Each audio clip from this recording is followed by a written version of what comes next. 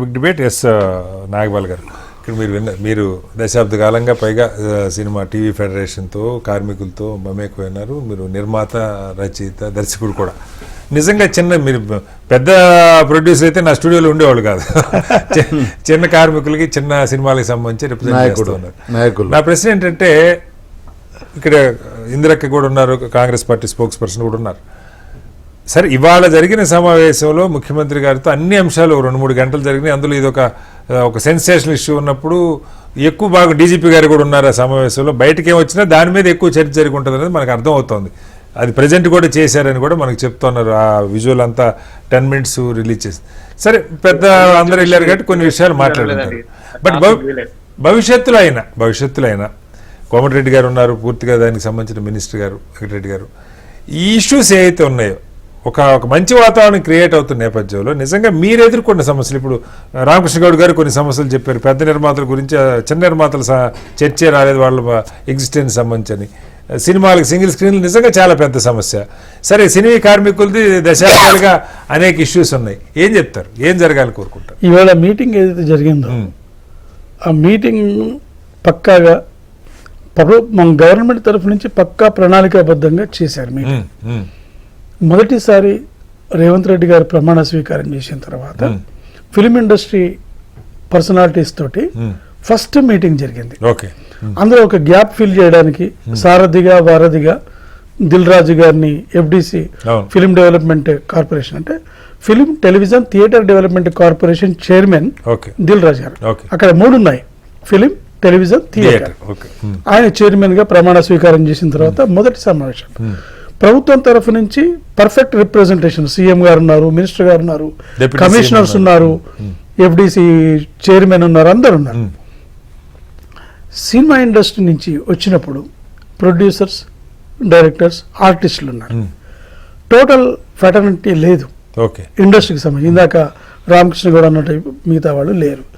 లేకపోయినా పర్వాలేదు, ఎవరైతే రిప్రజెంట్ చేశారో, ఇండస్ట్రీలో ఉన్నారో, ప్రభుత్వం ఎప్పుడు కూడా ఇండస్ట్రీకి చేయూతనివ్వడానికి మొదటి నుంచి ప్రయత్నం చేస్తారు వాళ్ళు. కానీ చేయించుకోవాల్సిన బాధ్యత మన మీద ఉంది. అంటే మనం ఏ సమస్యలు ఎదుర్కొంటున్నాం? యాక్చువల్లీ ఓన్లీ 20-25 సినిమాలు ఏడాదికి తీసే పెద్ద నిర్మాతలు కాదు, వాళ్ళ వల్లనే ఇండస్ట్రీ నడవటం లేదు.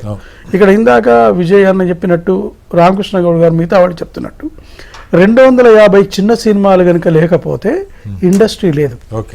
ఈ 250 సినిమాల వల్ల థియేటర్స్ నడుస్తున్నాయి, ప్లస్ సుమారుగా 8,000 మంది కార్మికులకి జీవితం నడుస్తుంది, వాళ్ళకి ఫీడు, థియేటర్కి ఫీడు అదే కదా నడుస్తుంది. అదేవిధంగా ఇక్కడ ప్యారలల్ గా ఫిలిం ఇండస్ట్రీతో ఎంతైతే ఎదిగిందో, టెలివిజన్ ఇండస్ట్రీ అంతకంటే ఎక్కువ స్థాయిలో ఎదిగింది. 148 ఛానల్స్ నడుస్తూ ఉన్నాయి, 9 పెద్ద ఓటీటీ ప్లాట్ఫామ్స్ ఉన్నాయి, ఒక 200 యూట్యూబ్ ఛానల్స్ నడుస్తున్నాయి. సుమారుగా 148,000 మంది వాళ్ళ మనం ఇండస్ట్రీ మీద ఉన్నాం. మనకి కార్మికులకి చాలా సమస్యలు ఉన్నాయి. కార్మికుల సమస్యల గురించి ఇవాళ మాట్లాడిన వాళ్ళు ఒక్కళ్ళు కూడా లేరు. ఇవాళ హైదరాబాద్లో హాలీవుడ్ స్థాయి సినిమాలకి మనం సాంకేతికంగా గ్రాఫిక్స్, విజువల్ ఎఫెక్ట్స్ అన్ని అందిస్తున్నాం. మ్యూజిక్ డైరెక్టర్స్ కూడా హాలీవుడ్ స్థాయికి ఎదిగినారు మన హైదరాబాద్ వాళ్ళు. ఆస్కార్ వచ్చింది. అలాంటి స్థాయిలో మనం హైదరాబాద్ని ఒక ఇంటర్నేషనల్ స్థాయిలో డెవలప్ చేయాలి అనుకున్నప్పుడు కేవలం ఒక 15 మంది నిర్మాతల గురించి ఆలోచిస్తే కాదు, ప్రభుత్వము ఇక్కడ 24 క్రాఫ్ట్స్ ఇన్ఫ్రాస్ట్రక్చర్ గురించి ఆలోచించాలి, స్టూడియోల గురించి ఆలోచించాలి, కార్మికులు ఎదుర్కొంటున్న వాళ్ళ వెల్ఫేర్ గురించి ఆలోచించాలి. అంటే ఒక సబ్ కమిటీ వేస్తామని ముఖ్యమంత్రి గారు ప్రకటించారు. అలాగే సినిమా రంగానికి సంబంధించి కూడా సబ్ కమిటీ వేసుకోమని చెప్పారు. కూర్చొని మాట్లాడారు. సీఎం గారి దగ్గర నుంచి పర్ఫెక్ట్ గా వాళ్ళకి ఏం కావాలో వాళ్ళు చెప్పారు.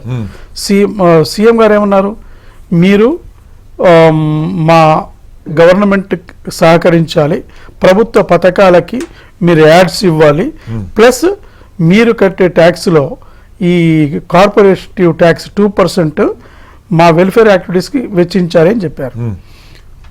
మన ఫిలిం అండ్ టెలివిజన్ ఇండస్ట్రీ తరఫున సుమారుగా సంవత్సరానికి ఒక 10,000 కోట్ల వ్యాపారం జరిగితే 18% సర్వీస్ ట్యాక్స్, టీడీఎస్ మనం చెల్లిస్తున్నాం.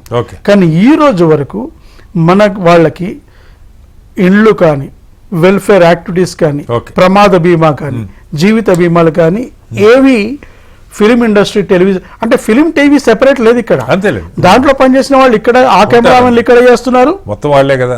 ఆ లైట్స్ మెన్ ఇక్కడ చేస్తా ఉన్నాడు. Okay. ఇప్పుడు పుష్ప 1500 కోట్ల వ్యాపారం చేసింది, అవును. కానీ ఆ లైట్ మోసే కూలికి 970 రూపాయలే ఉంటుంది బేట. ఓకే ఓకే ఆ మేకప్ అసిస్టెంట్ కి ఓకే 1200 రూపాయలే ఉంటుంది మేకప్, వాళ్ళకేం రాదు. రాదు. కానీ ఇంత పెద్ద వ్యాపారం చేసేవాళ్ళు 95 ఏళ్ల సినిమా చరిత్రలో ఓకే ఇవాటి వరకు సొంత బిల్డింగ్లు, సొంత ఆఫీసులు లేవు. ఓకే కిరాయి దాంట్లో మనం ఉంటున్నాం, ఎప్పటి నుంచో అదొక ఇష్యూ నడుస్తూ ఉంది. ఇష్యూ నడుస్తా ఉన్నది. ఇవాళ గవర్నమెంట్ దగ్గరికి ఫస్ట్ టైం రేవంత్ రెడ్డి గారి దగ్గరికి వెళ్ళినప్పుడు ఓకే మనం ఎందుకు పర్ఫెక్ట్ రిప్రజెంటేషన్ చేయలేదు వస్తాను సార్ అనేది ఒక బాధాకరమైన విషయం. రైట్. మళ్ళీ